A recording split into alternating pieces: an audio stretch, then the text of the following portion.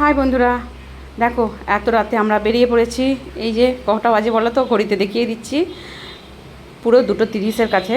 তো আমি আর আমার মেয়ে রেডি হয়ে যাচ্ছি, চলো বেরোই। এবার দেখাচ্ছি, চলো সঙ্গে থাকো, দেখতেই পাবে। মেয়ে আর আমি দুজনেই বেরোলাম। এই যে একটা সফরে যাচ্ছি, আগে আগে বুঝতে পারবে। দেখো এক জায়গায় দাঁড়ালাম, রাতের সফর ছিল, তো তারপরে আবার আস্তে আস্তে আস্তে আস্তে দিন তো শুরু হয়ে গেল। এই যে বুঝতেই পেরে গেছে এতক্ষণ দীঘার গেট। তো হ্যাঁ, আমরা দীঘা এসেছি, জাহাজ বাড়ি, বিখ্যাত দীঘার জাহাজ বাড়িটাও দেখিয়ে দিলাম, একটু দেখে নাও। সবাই তো এই গরমে সবাই দীঘা। এটা আমাদের হোটেল। হোটেলের সামনেতে যখন প্রবেশ করছিলাম তো তখন একটুখানি ভিডিও নিয়েছিলাম, এই ভিতরটাও একটুখানি সামান্য।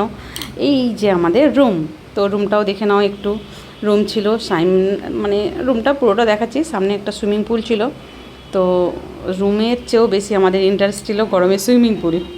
তো মানে আমরা সমুদ্রে যতক্ষণ না থেকেছি এই সুইমিং পুলে ততটা সময় কাটিয়েছি। তো তারপরের দিন যথারীতি সকালে বেরিয়ে পড়েছি, যে যাচ্ছি সমুদ্রে। মানে বুঝতেই পারছো কতটা এক্সাইটেড সবারই, যতবারই যায় না কেন, 9 করে 20 বার তো পৌঁছে গেছি, তারপরও এত আনন্দ। তো এই যে কতটা এক্সাইট, মানে যেমন ইচ্ছা ফটো তুলো, ভিডিও করো। দারুণ দারুণ। আমার মেয়ে আমার ক্যামেরাম্যান। তো এই যে বুঝতেই পারছো যে এই গরমেতে কতটা শান্তি, মানে জল দেখলেই কতটা শান্তি লাগছে। ঘুরে চলে এসেছি, তবুও ইচ্ছা করছে যেন আবার যাই আবার যাই। এতটা মানে গরম পড়েছে, সবাই জানো যে কীভাবে গরম পড়েছে, যেন বারবার মনে হচ্ছে যেন যে ফিরে চলে যাই ফিরে চলে যাই। দারুণ লাগছিল কটা দিন কীভাবে কেটে গেছে। তবে সবটুকু তুলে ধরতে পারিনি, যতটুকু তুলে ধরতে পেরেছি এইটুকুই।